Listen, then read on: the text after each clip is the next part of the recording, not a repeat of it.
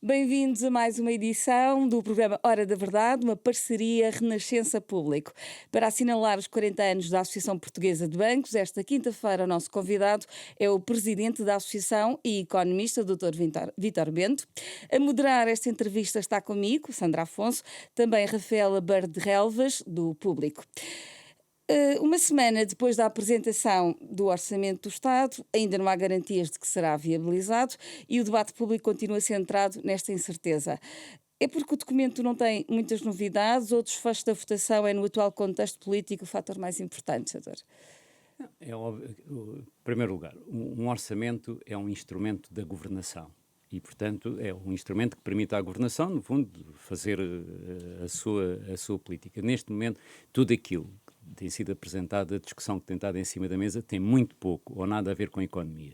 Isto é, não tem havido discussões de alternativas do ponto de vista de caminhos da economia. Basicamente, há aqui táticas políticas que têm a ver, enfim, com os interesses dos jogadores políticos, e esse é um campo que não é o meu campo, pelo menos neste chapéu com que eu estou aqui, e, portanto, eu não tenho nada de útil que eu possa acrescentar sobre o tema. E do ponto de vista económico, que avaliação é que faz do Orçamento de Estado para Não, mas é por isso, 2025? como estava a dizer, é inútil estar neste momento a acrescentar ruído a essa discussão, porque não vai modificar rigorosamente nada. Isto é, tudo aquilo que se diga não vai modificar nada sobre o que vai ser o orçamento. Portanto, acima de tudo, é preciso que o país tenha condições de governabilidade. Julgo que toda a gente dentro do país gostaria de ter estabilidade política. Temos um Parlamento que é complexo, daquilo que eu me lembro, e, portanto, eu já sou jovem há muitos anos, portanto, já vivi muita coisa. É talvez a composição mais complexa que o Parlamento teve em regime democrático, pelo menos em regime constitucional. E, portanto, dentro dessa complexidade, o campo da ação é muito limitado. E, portanto, a componente política é predominante. As avaliações, o jogo político, perdoa-se uma expressão, o jogo político é o determinante para o resultado do orçamento e, portanto, todo o resto que nós possamos andar a discutir nesta fase, na fase de preparação, poderia ter alguma utilidade. Nesta fase é só acrescentar ruído e eu isso não vou contribuir. E podemos lhe perguntar em específico sobre as contribuições extraordinárias sobre o setor bancário que se mantêm neste orçamento. Como é que lê esta decisão? Não, como sabe, tem sido a posição da Associação Portuguesa de Bancos e dos associados do setor, que é injusto, que essas contribuições extraordinárias são injustas, são discriminatórias, quer relativamente a outros setores, quer relativamente, e esta é uma parte importante, relativamente aos concorrentes que não residem em Portugal, mas que atuam em Portugal. Outros bancos. O acesso ao mercado bancário português é permitido a qualquer banco que esteja localizado na União Europeia, pode intervir aqui e grosso modo, cerca de 30% do crédito das empresas, dos empréstimos que as empresas têm oriundo no exterior. E essa discriminação fiscal desfavorável às instituições portuguesas, na prática, significa que o Estado está a favorecer quem cria emprego lá fora, quem paga impostos lá fora, em desfavor de quem cria emprego em Portugal e paga impostos em Portugal. E, portanto, a nossa posição tem sido sempre de achar que isso é injusto e seria indevido. Então esse é o único problema. Se as instituições que não pagam impostos de cá também pagassem esta contribuição, se considerariam que ela era justa? Significaria, pelo menos, que o campo concorrencial estava nivelado. Portanto, haveria aquilo... Vão-me perdoar o jargão, mas o jargão é mesmo assim, haveria um level playing field. Basicamente quer dizer que o campo é equilibrado e, portanto, a concorrência era feita em termos equilibrados. Isso não, portanto, em termos de justiça relativa seria assegurado, em termos de justiça absoluta não necessariamente, porque há muitos outros setores, portanto, que não pagam. Portanto, a fiscalidade deve ser geral e ter regras gerais aplicáveis a toda a gente nas mesmas circunstâncias. O que não é o caso, portanto, isto é uma discriminação que é desfavorável ao setor. Há bancos que já estão a impugnar o pagamento destas contribuições. A Associação está a acompanhar estes processos. Como é que estão estes processos?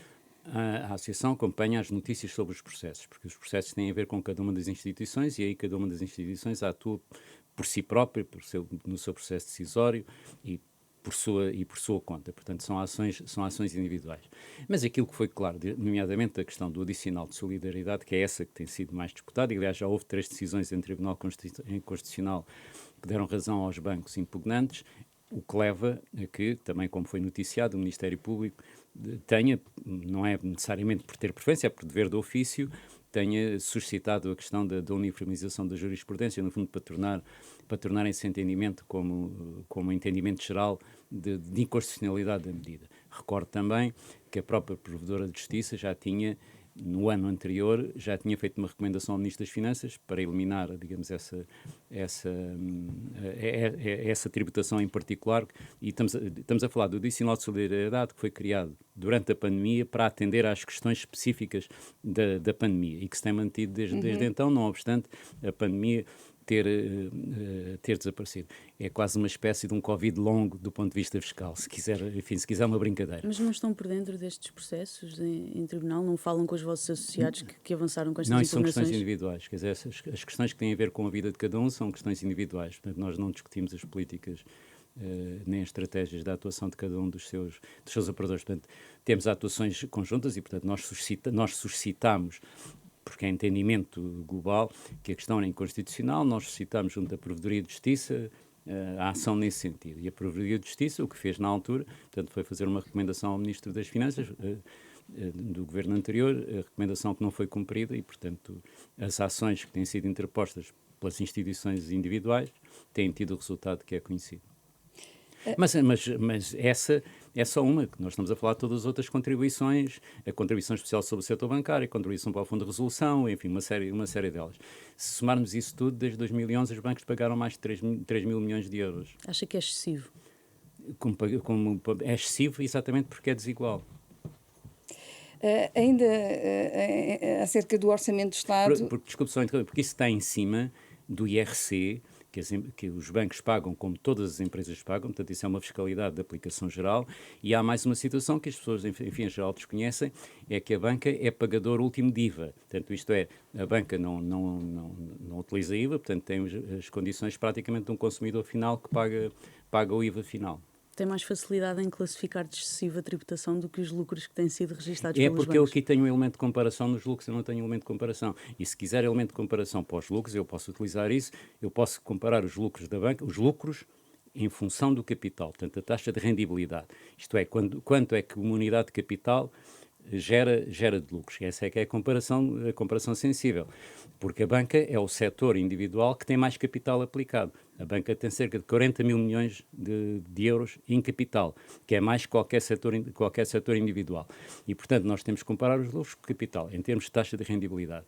E o que eu lhe posso mostrar, e tenho aqui gráficos que lhe posso mostrar isso, é que todos os anos, com exceção de 2023, onde a diferença é marginal, a rendibilidade das grandes empresas dos setores não financeiros, portanto, a média, obviamente houve umas para cima, outras para baixo, mas a média das grandes empresas do setor não financeiro foi sistematicamente superior à rendibilidade da banca. E, portanto, este é um elemento de comparação que pode fazer sentido. Eu tenho aqui, se quiser ver, tenho aqui em cima as grandes empresas não financeiras e tenho aqui a banca. E se quiser ver, por exemplo, em 2023, que foi o melhor ano da banca até agora, tem aqui a quantidade de setores que tiveram melhor rendibilidade do que a banca. Tem aqui, por exemplo, espetáculos e desporto, e a banca está ali. Certo, portanto, lucros excessivos não, mas tributação sim. Por falar em tributação... Por comparações objetivas. Falando em tributação excessiva, a redução de IRC proposta pelo Governo fica aquém daquilo que era esperado?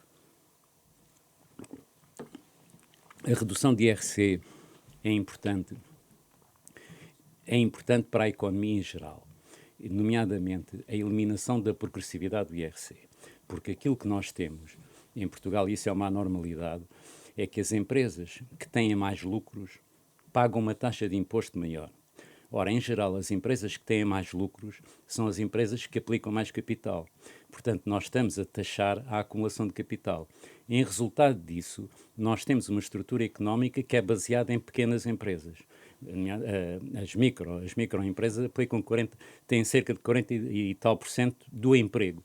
Ora, se as microempresas que não têm condições de produtividade absorvem 40% do emprego, não é possível haver salários elevados em Portugal. Os salários têm que ser baixos porque esta âncora é uma âncora, enfim, que depois afeta toda a economia.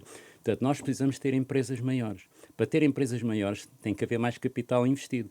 Para haver mais capital investido, se têm que pagar uma taxa de imposto maior, isso não vai acontecer. Nem as empresas estrangeiras se vão querer cá localizar e as empresas cá residentes vão tentar manter-se fragmentadas para pagar menos impostos. Portanto, a razão do IRC é importante pelo efeito indireto. E eu sei que muitas das comparações que têm sido feitas é que a baixa do IRC vai beneficiar as empresas instaladas. Talvez beneficie. Mas o ponto não é esse. Onde a baixa do IRC é importante é para beneficiar as empresas que não há e que nós precisamos. Para podermos ter grandes empresas, que hoje não há, é que nós precisamos ter um IRC que seja competitivo com o resto das localizações alternativas. Mas, peço desculpa, não chegou a responder à minha colega Rafaela. Esta redução do IRC fica a quem? Não, como acabei de lhe dizer, portanto, esta redução do IRC não toca na progressividade. E, portanto, e face àquilo que tinham sido os anúncios iniciais, portanto, é uma decisão marginal. Eu interpreto basicamente como um sinal simbólico que o Governo quer dar num determinado sentido. Do ponto de vista económico, o seu efeito fica aquém daquilo que eu estava a tentar explicar qual é a necessidade e porque é que é essa necessidade. Não é para beneficiar as empresas, nomeadamente as empresas que hoje já existem, porque essas poderão ter um benefício imediato em função disso, mas é para beneficiar as empresas que não há e que nós precisamos. Que essas depois é que vão criar mais emprego e emprego melhor remunerado. Porque também nós temos um enviesamento cultural que tende a olhar para os lucros como um elemento adverso. As empresas mais lucrativas são as que têm condições para pagar melhores salários. Chegou a reunir com o Ministro das Finanças para discutir o excesso de tributação como tinha anunciado? Não, nós tivemos uma reunião de generalidade, enfim, de generalidades, não me interpretem mal, de vários assuntos, enfim, que o setor tem e, obviamente, tem relação com a tutela, porque o Ministro das Finanças é novo e, portanto, era o primeiro encontro com ele e foi um dos temas que referimos. E este é um tema, enfim, toda a gente conhece, portanto, não é sequer necessário estar a apresentá-lo de novo. Qual é que lhe parece que é o melhor desfecho para o país, para a economia, sobretudo, em relação ao Orçamento do Estado? É a sua viabilização? É uma gestão por duodécimos? Eleições antecipadas? Isso, como digo, isso é um juízo de natureza política, isso dependerá daquilo que forem as opções dos vários intervenientes. A Constituição tem soluções para qualquer que seja o resultado, portanto, a existência de uma crise política não deixa... Está dentro das possibilidades constitucionais, é óbvio que poderá levar a uma paragem do país relativamente a determinado tipo de decisões, poderá ser desfavorável, sobretudo porque nós temos um inconveniente muito grande que eu ainda não percebi porque é que isso não foi alterado. Nos outros países, quando há uma situação em que é necessário recorrer a eleições, em 3 semanas, 4 semanas fazem-se eleições. Nós precisamos de 6 meses. E isso é uma coisa que eu até hoje não consigo compreender porquê.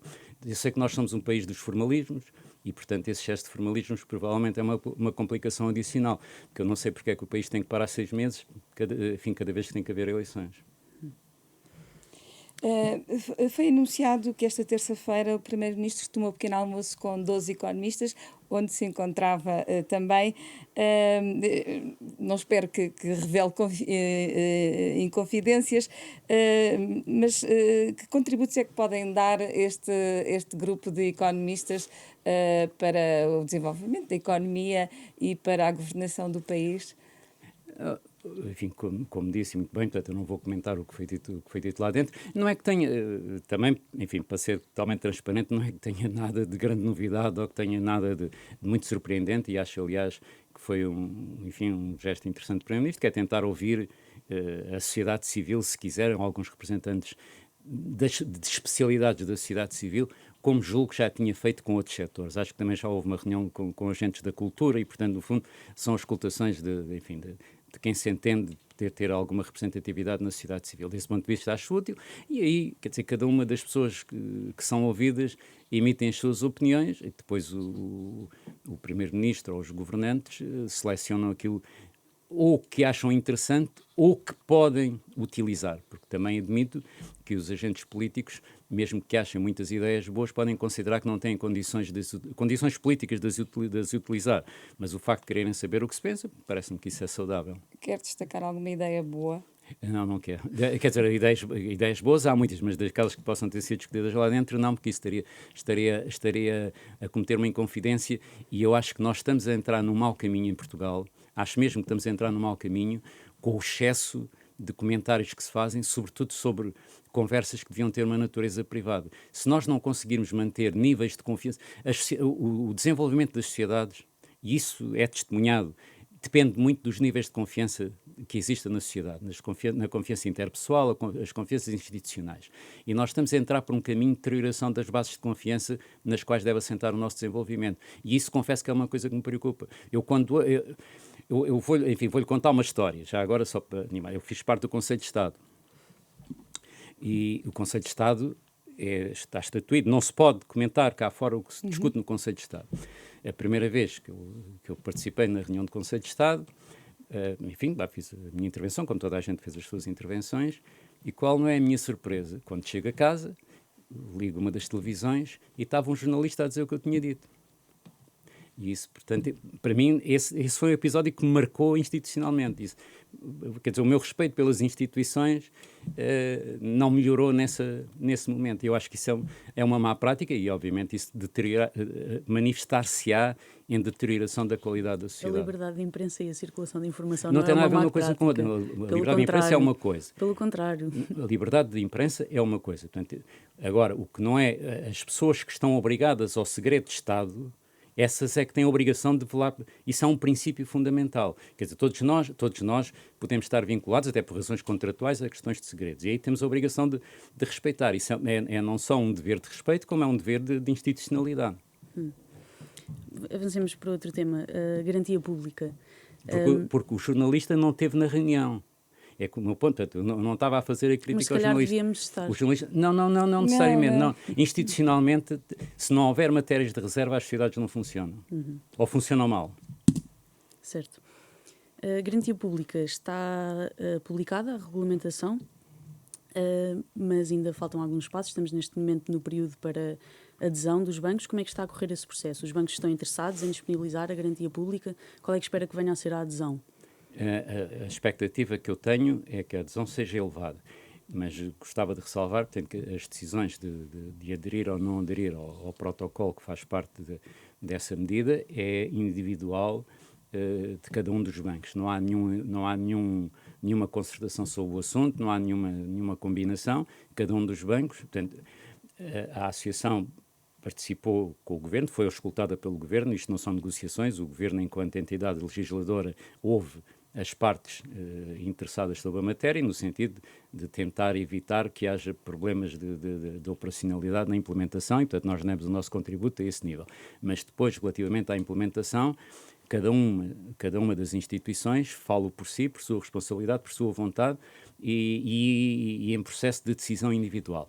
Os sinais que eu tenho, portanto, eu não vi manifestação de ninguém adversamente à medida. Portanto, eu tenho a expectativa que haverá uma adesão muito significativa, se não mesmo total, das instituições bancárias à aplicação da medida. Os bancos, depois do prazo de adesão, ainda têm 2 meses para operacionalizar a medida. O que é que pode impedir que ela funcione na prática? Não, eu julgo que, quer dizer, não há nada que vai impedir. Os problemas de adaptação, como se sabe, hoje em dia, o funcionamento dos serviços, dos processos está muito automatizado. Portanto, é preciso alterar programa, portanto, alterar, digamos, a estrutura informática, e isso, como dizem, é sempre complicado, enfim, até porque tem que haver testes, tem que haver uma série de coisas, e as pessoas têm que ser treinadas, isto é, bancos que tenham uma rede de agências grande, uma rede de pontos de contacto, têm que definir normas para assegurar que a medida é aplicada de forma uniforme em todo lado. E, portanto, essas coisas levam tempo de adaptação e nas medidas anteriores, nomeadamente quando foi do período de alta das taxas de juros, os bancos fizeram um esforço enorme para serem rápidos, mesmo quando isso envolvia um grau de incerteza ainda grande, fizeram um esforço enorme para que as medidas estivessem disponibilizadas, chegassem ao destinatário final o mais depressa possível. E há ainda, um detalhe que está por definir, que é o montante máximo da garantia pública que vai ser perdão, definido por despacho do Ministro das Finanças. Esse valor está a ser discutido com a banca? Qual é que vai ser? Isso é uma decisão unilateral do Ministério, porque isso tem a ver com fatores. A definição do montante total tem a ver com fatores que não dependem da banca, nem a banca intervém, tem a ver com fatores, quais são os limites que permitem ajuda de Estado ou não, quais são os limites de garantias públicas que o Estado pode dar, enfim, e qual é aquilo, enfim, que se entende como desejável do ponto de vista político. Portanto, esse montante é definido pelo Ministério das Finanças. Depois, parece haver a intenção de fazer uma espécie de alocação de cotas aos bancos. Parece haver, não sei se vai acabar por ser assim ou não, e isso é uma das coisas onde a Associação de Bancos não vai intervir, porque nós não vamos fazer distribuição entre bancos. Portanto, o Governo poderá utilizar os critérios que entender adequados, mas nós, portanto, não há, mais uma vez, não há concertação na atribuição de valores individuais. Mas cotas em que sentido? Não, quanto é que cada banco, porque a garantia há de ter um montante total. Vão ser os bancos todos a distribuir o serviço. Vai haver um banco que vai distribuir tudo, portanto, eu julgo que esses são pormenores que o Governo ainda estará a dirimir, para assegurar, enfim, que a medida é o mais transversal possível e é o mais alargada possível em termos de espaço de aplicação. O governador do Banco de Portugal tem lançado alguns alertas sobre esta garantia pública, nomeadamente a taxa de esforço a suportar pelo beneficiário. Acha que há motivo para preocupação? Justifica-se estes alertas? Bom, como sabe, em todos os processos onde intervêm vários elementos, passo o pleonasmo, onde intervêm vários intervenientes, cada um tem a sua perspectiva sobre o problema e, portanto, cada um procura assegurar a sua perspectiva sobre o problema. Não significa necessariamente que haja conflitualidade ou que haja contradição, é que cada um tem a sua própria missão. Obviamente, o Governo tem como missão ou como objetivo espalhar esse tipo de medida, portanto, facilitar o acesso dos jovens, que são aqueles que, não tendo poupança acumulada, têm mais dificuldade, no fundo, em aceder ao crédito, na medida em que há medidas prudenciais, enfim, que têm o seu sentido, em que os bancos só podem emprestar 90% até 90% do valor da garantia prestada, e, portanto, a garantia do Estado, da garantia real prestada. A garantia do Estado o que procura é tentar, no fundo, colmatar a outra parte. Como digo, do lado do supervisor bancário, portanto, procura assegurar, portanto, que os bancos não incorrem em mais risco do que aquele que possa ser sustentável e, portanto, como digo, são ângulos diferentes de observar o problema, mas não são necessariamente conflituais entre si, e eu estou convencido que depois, no final, na aplicação prática, as coisas se vão reconciliar. Mas o risco para o qual o Governador alerta é precisamente que os bancos venham a desviar-se dessa recomendação macroprudencial e comecem a conceder crédito a mutuários com maior risco, com um perfil de Pois, risco maior. não, eu percebo isso. Para já, quer dizer, convém assegurar, enfim, lembrar que a garantia real estará sempre presente na concessão do empréstimo. Nós estamos a falar daquela parte adicional, mas aí há um outro travão, que é exatamente a taxa de esforço. A taxa de esforço acaba por ser um travão, isto é, mesmo que com a garantia do Estado, se o montante do empréstimo, se a pessoa que se vai endividar não tiver capacidade de suportar essa taxa de esforço, isso funciona como um travão ao próprio crédito. Portanto, há aqui travões complementares e, portanto, o espaço, enfim, onde possa haver esse aumento de risco é um espaço menor, que a própria norma prudencial permite que isso aconteça em circunstâncias especiais que sejam devidamente explicadas, e este é um daqueles casos onde a quantidade determina a qualidade, isto é, depende dos montantes que vierem a ser envolvidos nessa extensão.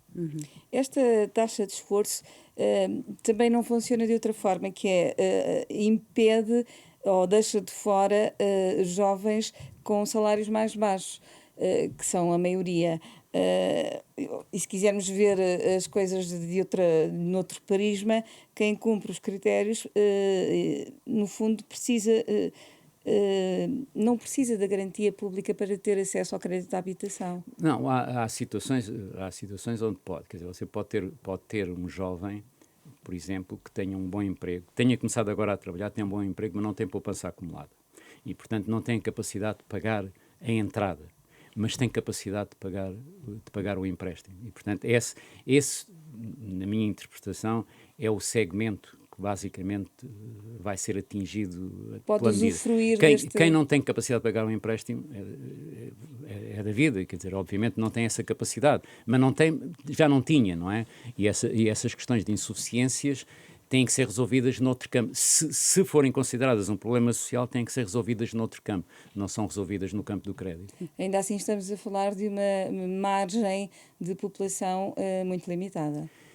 Sim, está bem, mas isso há de corresponder àquilo que foram os objetivos da medida. Eu admito que quem pensou na medida terá medido qual era o impacto esperado e entre o desejável e o esperado saberá também qual é a margem possível. Sim, mas do lado da banca, acha que a medida chega a quem de facto precisa de apoio para comprar casa? Vamos por parte. A banca não tem uma atividade assistencial, tem uma atividade comercial. Portanto, a banca tem que assegurar a solvabilidade dos seus créditos, porque se não assegurar, voltamos a 2008, 2009, 2010. Portanto, vamos passar a ter bancos insustentáveis. Portanto, não é isso que queremos, não é isso que ninguém quer. Portanto, os bancos têm que emprestar a quem tem capacidade de pagar. Os problemas de ordem social compete à sociedade, através do Estado, resolvê-los. Portanto, são dois campos de atuação diferentes. Já falou aqui dos lucros da banca. O que eu quero perguntar de forma direta é quais são as perspectivas para este ano? Olha, as perspectivas para este ano... Portanto, Conjunto do ano. Sim. As indicações que há até agora é que este ano continuará a ser um ano onde a rendibilidade continuará a ser favorável e a expectativa que se tem é que no próximo ano comece a descer. Mas continua a esperar disso, por exemplo, que no último ano, aliás, sabemos que no último ano os bancos apresentaram lucros extraordinários, o melhor resultado de sempre. Este ano deverá, em linha com o ano passado, superar esses valores? Ponto número 1. Os bancos não apresentaram resultados extraordinários. Os bancos apresentaram resultados correspondentes à sua atividade e os bancos nunca tiveram tanto capital como têm atualmente. Portanto, mais uma vez, nós não podemos olhar para os lucros em valor absoluto, temos que olhar para os lucros relacionados com o capital que gera esses lucros. E aí, não estou certo, não tenho agora um valor para lhe contrapor, mas não estou certo que tenha necessariamente sido o melhor ano sempre desse ponto de vista. Foi um bom ano. Aquilo que foi dito ontem... Foram os maiores lucros de sempre? Não tenho o valor comparativo. Em termos absolutos podem ter sido, mas se quiser... Okay. Em termos absolutos. Não, mas se quiser, o ano passado foi o maior ano de PIB em termos absolutos, foi o maior ano de investimento, foi o maior ano de tudo em termos absolutos. É um facto. Exatamente, isso faz parte sim, é um facto, mas quando se diz de determinada forma está a ser qualificado moralmente. E é essa parte que eu quero evitar. Quer dizer, nós temos que pôr as coisas na devida perspectiva. As coisas crescem, isto é, quando a economia cresce, todas as variáveis tendem a crescer. Nós depois temos que encontrar padrões de comparação para poder fazer um juízo, digamos, sobre essas variáveis. Juízos, estamos a olhar para os dados como eles são. Sim, mas eu estou-lhes a qualificar. Okay. Portanto, mas nós temos que olhar para isto e para aquilo, portanto, para podermos ter uma interpretação justa desses dados. Apresentaram... O que foi dito ontem, por exemplo, que foi dito num dos painéis da conferência que nós realizámos, e, portanto, estou a utilizar a informação pública, que é a única que eu tenho acesso, o que foi dito é que este ano iria ser um ano onde o nível de rendibilidade continuaria a ser elevado, portanto, na ordem do ano passado, portanto, à volta disso, e que no próximo ano se esperava que começasse a decrescer. Mas este ano deverá ultrapassar. Mas estou-lhe a dizer, portanto, está a repetir o que eu lhe disse. Certo. E tendo em conta esse contexto, tendo em conta a melhoria da rentabilidade e tendo em conta que os lucros continuam a crescer, porque é que os bancos não podem ou não dão alguma folga às famílias, nomeadamente através de redução de comissões, que continuam a aumentar, ou através de uma melhor remuneração dos depósitos, cujos juros crescem a um ritmo muito menos acelerado? Como sabe, os bancos, como qualquer outra atividade, funcionam no mercado em concorrência com os seus demais concorrentes e procuram obter remuneração dos recursos que põem a funcionar. E, portanto, não há nenhuma indicação, falou nas comissões, que é mais outra das coisas que é muito falado. Se nós olharmos para as comissões, mais uma vez comparadas com o capital, porque nós temos que ter um elemento de comparação. Comparadas com o capital, nós temos um rácio inferior à média europeia. portanto, as comissões não são elevadas desse ponto de vista. Obviamente que serão mais elevadas em termos absolutos, porque o volume de negócio também é maior. Lá está, as tais variáveis de crescimento, o PIB é maior, o negócio bancário é maior, portanto, tudo é maior e, portanto, nós temos que pôr isso em perspectiva. Doutor, se compara as comissões com a média europeia, também pode comparar os juros dos depósitos, que são inferiores em Portugal. Não digo que não, portanto está a fazer um juízo e está a apresentar, digamos, uma base de comparação. Eu não disputo... Estou a fazer um juízo, o senhor estou a Sara, fazer exatamente a mesma coisa. Eu não disputo a sua base de comparação. As comissões em relação à média europeia. Eu não disputo a sua base de comparação. Vamos comparar. Mas eu não estou a disputar a sua base de comparação, eu aceito a sua base de comparação, não digo o contrário, portanto eu percebo, aí está a fazer uma comparação que é uma comparação objetiva, portanto eu não a rejeito. O que acontece é que nós em Portugal temos uma situação que difere da Europa. Nós temos um excesso de liquidez. Isto é, os bancos têm um excesso de liquidez e, portanto, precisam menos do que precisam os outros bancos de disputar recursos junto do mercado. Portanto, os bancos atualmente, por cada euro de depósitos, têm 80 cêntimos, mais coisa, menos coisa, aplicados em empréstimos. Mas concorda que há aqui uma penalização ao utilizador, ao consumidor, ao cliente? Não há penalização nenhuma, porque o cliente pode ir à procura de outros instrumentos em qualquer lado e pode concorrer... O que acontece é que toda a banca aplica as mesmas práticas. Portanto, porque os bancos estão, porque os bancos estão na mesma, o excesso de liquidez é comum a praticamente todas as instituições. Haverá umas que têm menos, outras que têm mais. Mas depois, se for ver individualmente, as taxas dos depósitos de cada banco não são iguais. Há bancos que pagam umas coisas, há bancos que pagam outras. Mas a tendência mantém-se em todos os bancos. Neste momento está a descer. Sara, estou-lhe a explicar. Isto é, Sandra, peço desculpa, Sandra. De vez em quando troco nomes, isso se calhar tem já com a idade, não sei. Mas estava eu a dizer, portanto, que os bancos em geral, em Portugal, têm um excesso de liquidez. Isto é comum a todos. Portanto, significa que têm menos interesse do que terão noutros países da Europa em disputar ativamente a captação de recursos. Portanto, disputam na medida do possível e há de haver sempre bancos que precisam de crescer mais do que os outros, que querem ter cota de mercado e, portanto, vão ter sempre um incentivo para pagar melhor, ou no fundo, para de qualquer maneira remunerar os seus clientes. E, portanto, o que nós temos, a concorrência é uma atividade que se processa de dois lados. Processa-se do lado da oferta de serviços e processa-se do lado de quem procura os serviços. Portanto, os próprios clientes também têm que ser agentes ativos da concorrência e, portanto, se estão insatisfeitos junto de uma determinada instituição, podem ir procurar outras instituições que remunerem melhor ou que ofereçam melhores condições, seja aquilo que for. Porque depois as pessoas também olham para o conjunto das atividades. Portanto, das atividades que a banca oferece. Por exemplo, uma das coisas também que nós nos demos conta agora na preparação dos dados para a conferência foi que, por exemplo, do lado do crédito, o facto de nós em Portugal termos tido uma preferência pela taxa variável significa que nos últimos 21 anos, portanto, entre 2003 e 2023, em média, durante esse período todo, a taxa de juros dos empréstimos para a habitação em Portugal foi quase 1% inferior, um ponto percentual inferior à média da zona euro. Sim, mas não é isso que acontece agora. A média portuguesa está neste momento na média europeia. Quer dizer, você pode-me sempre procurar o pior... Quer dizer, estamos a falar de contexto. Eu estou-lhe a dar um período de 21 anos, obviamente. Se houve uma vantagem grande na taxa variável, como as taxas subiram muito em 2023, é óbvio que nesse momento se tornou adverso. Mas como os empréstimos são de longa duração, os empréstimos à habitação são de longa duração, houve um ganho efetivo das famílias durante esse período todo. E este ganho efetivo em 21 anos são cerca de 20 mil milhões de euros. Não houve um ganho. Não houve um ganho. Não houve um ganho. Concorrencial, as famílias também. Mas significa que as pessoas pagaram menos do que se tivessem tido situações que foram a média da zona europeia, da zona euro. Portanto, não faz mal porque também ganharam menos do que se vivessem noutros países da zona euro. Não há um ganho, há um contexto. Não, desculpa, há um ganho. O facto de ganharem menos não tem nada a ver com as taxas de juros. As pessoas ganham menos porque a nossa economia é uma economia que tem menos produtividade, tem menos condições e, obviamente, isso é verdade, nós somos todos mais pobres do que é a média europeia.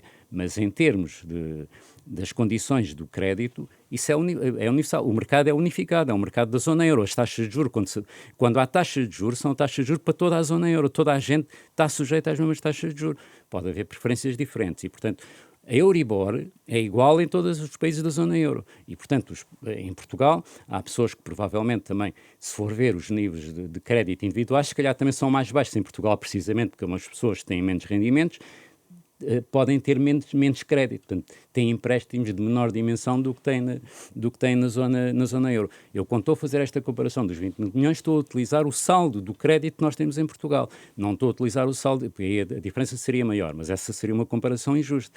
Então, eu tenho que ver aquilo que é os empréstimos que as famílias obtiveram em Portugal, portanto, são cerca de 100 mil milhões de euros ao longo deste tempo todo, portanto, em média anual, um bocadinho acima de 100 mil milhões de euros, aplicando este diferencial de juros é que dá esse valor. Obviamente que houve pontualmente um ano ou outro, e 2023 não foi o único, onde as nossas taxas foram superiores às taxas da zona euro. Mas nos 21 anos, o grande efeito foi termos um diferencial a favor de Portugal de perto de 1%, em rigor 0,9%. E, portanto, isso foi uma vantagem. O meu ponto é mérito da banca, por isso não é necessariamente mérito da banca. Isto também tem a ver com o facto das preferências que as pessoas tiveram. Portanto, nós tivemos uma preferência por taxa variável que só muito recentemente é que se mostrou desfavorável. Mas no caminho que as taxas de juros estão novamente a tomar, portanto, vamos voltar àquilo que foi a tendência geral destes 20 e tal anos. Ou seja, vamos voltar à taxa variável. Não, a taxa variável está aplicada. A preferência das pessoas é que se pode manifestar por uma ou por outra, não é? Não, estava a falar da preferência. Sim, nós em Portugal, as famílias em Portugal tiveram uma preferência por taxa variável. Noutros países houve mais preferência por taxa de juros. Essa preferência mantém-se na taxa variável.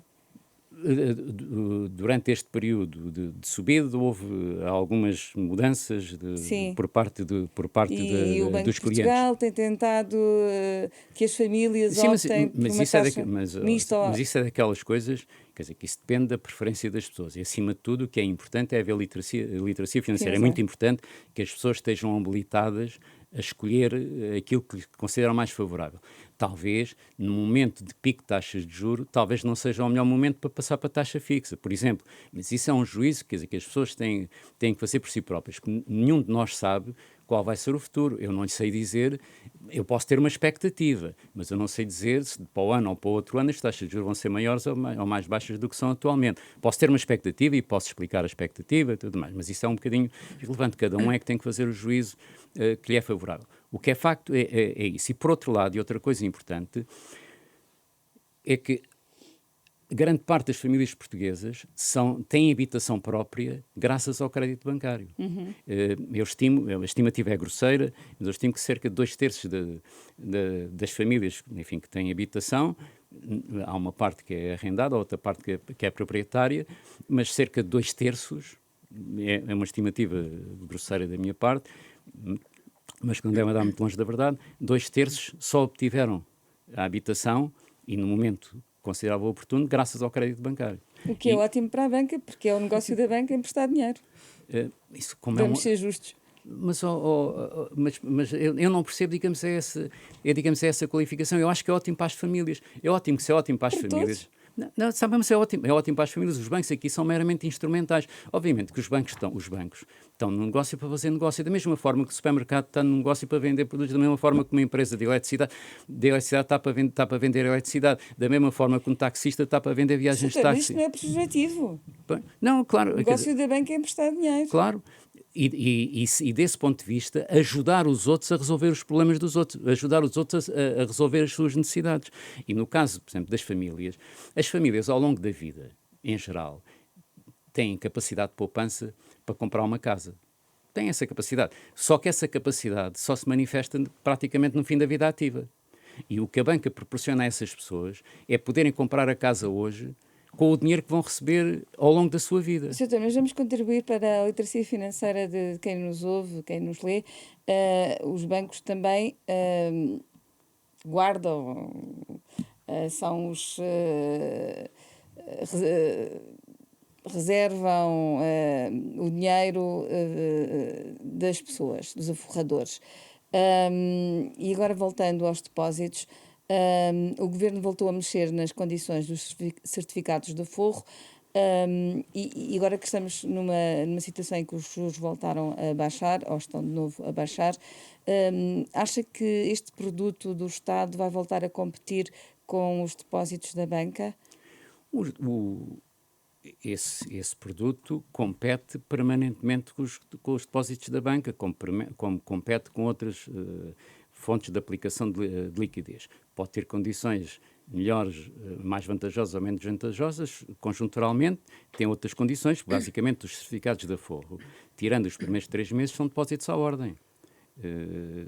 Mas Mas- admite que haja uma fuga? Não sei, aliás, depósitos, isto é. se quiser, enfim, uma resposta mais completa e talvez mais objetiva, nós temos em Portugal poucos instrumentos para a aplicação de poupança, pura e simplesmente. Portanto, nós temos um mercado de capitais muito, enfim, muito incipiente e, portanto, há poucas alternativas à aplicação de poupança. E se calhar também há uma preferência da parte de quem aplica a poupança por instrumentos de grande liquidez e, portanto, e é aí, portanto, E seguros.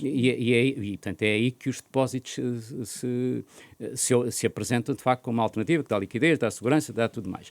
E já que falamos em segurança, essa é outra das razões. Quer dizer, os bancos têm que ser muito cuidadosos na forma como aplicam o dinheiro e quem aplica o dinheiro estão a aplicar o dinheiro dos depositantes. E, portanto, isso implica, os bancos têm um dever fiduciário para com os seus depositantes. O dinheiro que os bancos emprestam é o dinheiro dos depositantes. E, portanto, têm não só que ser muito cuidadosos, como assegurar a sustentabilidade das instituições. E quando nós vimos, enfim, nas crises passadas, as intervenções que foram pedidas ao Estado não foi para salvar bancos, não houve nenhum banco salvo pelo Estado.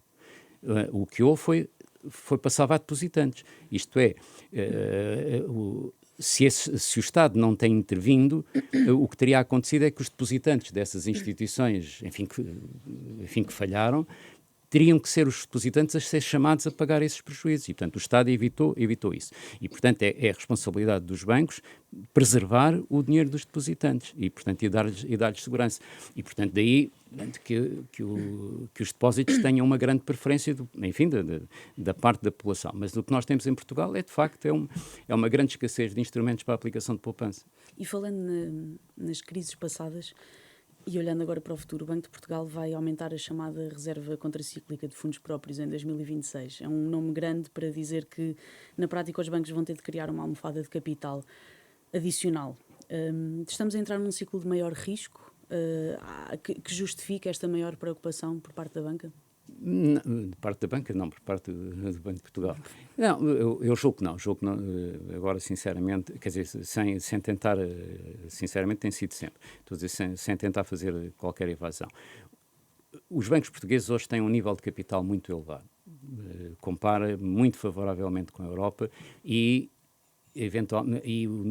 os rácios de capital são ainda maiores do que parecem, porque, enfim, isto é uma tecnicalidade, mas o capital não é para calcular o rácio, não é comparado com o volume do crédito, é comparado com o volume do crédito, mas o crédito tem ponderações em função do risco. Por isso é que enfim, a terminologia em inglês é risk-weighted assets, portanto, na prática são ativos ponderados pelo risco. E as taxas de risco que são aplicadas aos ativos portugueses são mais elevadas do que no resto da Europa, o que implica que, para o mesmo volume de crédito, os bancos portugueses têm que ter mais capital. Portanto, os bancos portugueses hoje já têm um volume de capital muito elevado. Enfim, essa é uma preocupação do Banco de Portugal, se faz sentido ou não é uma coisa que será vista, o processo enfim, nós achamos que é demasiado, sobretudo, o salto quantitativo. Porquê? Porque normalmente nos outros países essa medida, quando foi aplicada, começou por ser aplicada na base de 0,5%. E aqui dá-se logo o salto para 0,75%. Mas, enfim, de qualquer das formas, isso é um processo que está em discussão pública e, portanto... Mas a pergunta aqui é se corremos o risco de entrar em nova crise. Não. Aliás, isso... Ou se vêem esses indícios? Não, julgo que não, até porque a medida, como digo, a reserva é uma reserva contracíclica. Portanto, no fundo, é para preservar, portanto, deteriorações do ciclo económico. Portanto, é tentar criar a almofada quando o ciclo é... Portanto, eu estou a tentar interpretar a racionalidade do Banco de Portugal. É aproveitar a fase em que o ciclo está favorável para constituir uma almofada para quando o ciclo se degradar, essa almofada poder ser utilizada. Portanto, essa será a racionalidade.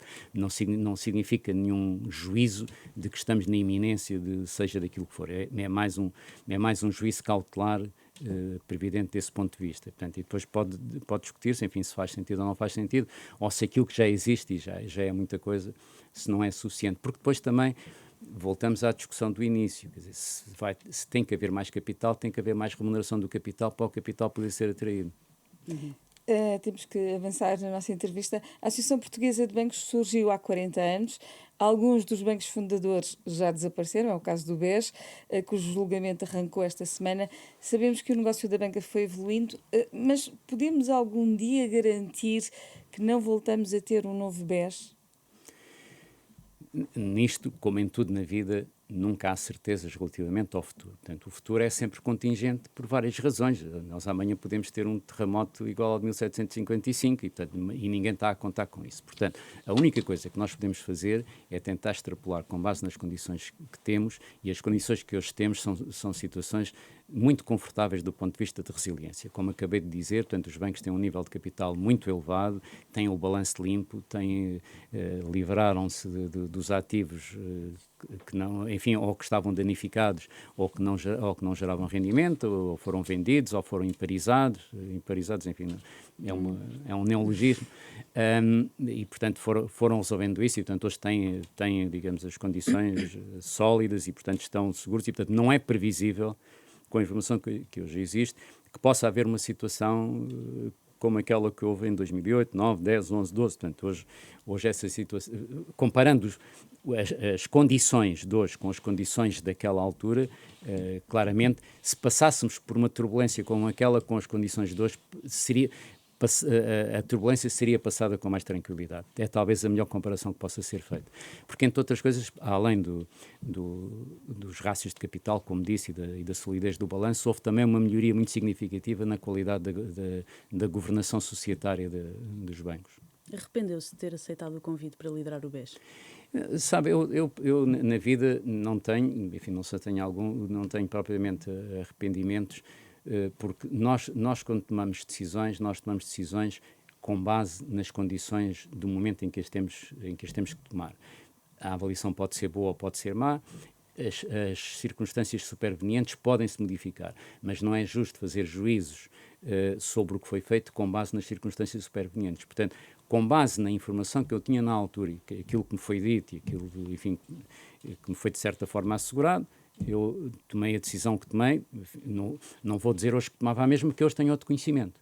Portanto, hoje tenho outro conhecimento. Mas, portanto, na altura, não estou arrependido de ter feito, independentemente do resultado não ter sido aquele que eu esperava da minha intervenção. Portanto, eu esperava ter tido outras condições, esperava ter tido outro tempo, não dispus disso, mas isso tudo depois foi informação superveniente. E, portanto, eu não posso fazer julgamento sobre o momento da decisão com a informação superveniente, porque estou a viciar. Isso é a mesma coisa que fazer o totobola à segunda-feira. Mas podia ter tido outro tempo. Quem decidiu sair do novo banco foi o doutor. Sim, porque as condições se modificaram. E o que é que espera? Aí está mais uma vez, portanto, eu aí não... Mas gostava de ter tido mais tempo? Eu gostava de ter tido as condições de fazer aquilo que eu achava que devia ter sido feito e que, de certa forma, me tinha sido dada essa expectativa. O que é que gostava de ter não, feito? Isso eu já não... Esse é um rio que já correu, já passou a sua ponte, já é tudo irreversível e, portanto, neste momento isso é história. Talvez um dia a história seja feita. O que não é irreversível é o julgamento do BES, que agora começou. O que é que espera deste julgamento? Espero apenas que a justiça funcione. Portanto, eu não tenho mesmo nenhuma opinião sobre o caso em si. Eu não tenho conhecimento exaustivo dos factos, das circunstâncias. É essencial que a justiça funcione, que a acusação apresente as provas daquilo que tem para apresentar, que a defesa apresente a sua defesa, portanto, sejam dadas condições para as duas partes, como é normal no sistema de justiça, fazerem valer os seus casos e que depois seja decidido justamente em função dos dados que forem apresentados. A reputação dos bancos está manchada com o caso que ficou conhecido como cartel da banca?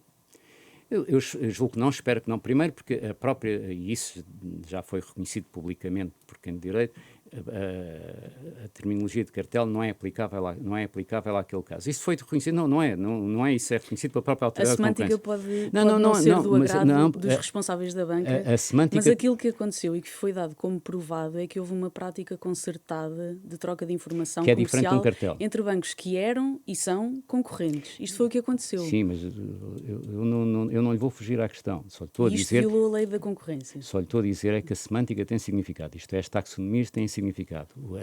Os conceitos têm significados próprios. Nós não podemos utilizar aleatoriamente definições de conceitos. Os conceitos têm conteúdos definidos. Mas a Rafaela disse, ficou conhecido como... e no fundo é como as pessoas associam... Está bem, mas por isso eu estou a tentar corrigir e explicar que não é... Isto é, os factos que estão apontados não constituem um cartel como a própria autoridade da concorrência reconhece. Ponto 1. E ainda assim a reputação dos bancos sai manchada. Mas tem que deixar... quer dizer, deixamos com certeza. Eu sou muito... enfim, por natureza, eu sou muito lógico. Portanto, eu tenho que expressar a lógica dos meus... eu não faço saltos de conclusões. E, portanto, esse ponto 1. Ponto 2... Essa troca de informações que existiu também está assegurado que não resultou em prejuízo para os clientes, dado que a consideração é considerada como uma violação por objeto e não por resultado. E, portanto, também não fez isso. Isto só para tentar situar, teoricamente, o problema. Agora, relativamente a isso, obviamente... o caso teve lugar há mais de 12 anos. Portanto, fala-se hoje nisso porque a Justiça levou este tempo todo, portanto, o processo andou este tempo todo a correr. Isto não tem nada de contemporaneidade. A única coisa que tem de contemporâneo foi a decisão do Tribunal da Concorrência. De resto, nada disto é contemporâneo. Isto é de há 12 anos atrás. Não tem qualquer semelhança com a situação atual. É obviamente que o facto como a coisa é relatada e é noticiada e a própria inflação que através do volume das multas foi dado, digamos, ao problema, é óbvio que isso afeta a reputação. E obviamente que isso tem uma consequência reputacional, a meu ver, imerecida, mas tem uma consequência reputacional. Acima de tudo, e esta é uma questão que eu acho que é fundamental, isso não tem nada a ver com o presente. Não existe nada disso no presente, ingênua ou intencionalmente, como existiu nesse período, e que nós estamos a falar de uma coisa de há mais de 12 anos atrás. Portanto, que garantias é que os clientes têm de que já não existe esse tipo de prática no presente? Todas as garantias. Primeiro, a própria prática. Segundo, a melhoria da governance que eu acabei de dizer. Segundo, digamos, a própria consequência da experiência que estamos a relatar. Terceiro, a própria atuação da autoridade da concorrência sobre isso. Portanto, se houvesse qualquer indício dessa natureza, portanto, haveria essa indicação. E aquilo que eu conheço, até pela prática da própria associação, na associação não se discute absolutamente nada que tenha a ver com a política comercial dos bancos. É um tabu dentro da associação, é discutir, seja aquilo que for, nas reuniões de direção e tudo mais, tudo que tenha a ver com política comercial está completamente off-limits. É tabu absoluto poder ser discutido. Portanto, não há condições para que isso seja sequer repetido. E mesmo, digamos, a própria cultura institucional é hoje diferente. A cultura setorial, se quiser, é hoje diferente. Terminamos assim mais uma Hora da Verdade, uma parceria Renascença Público.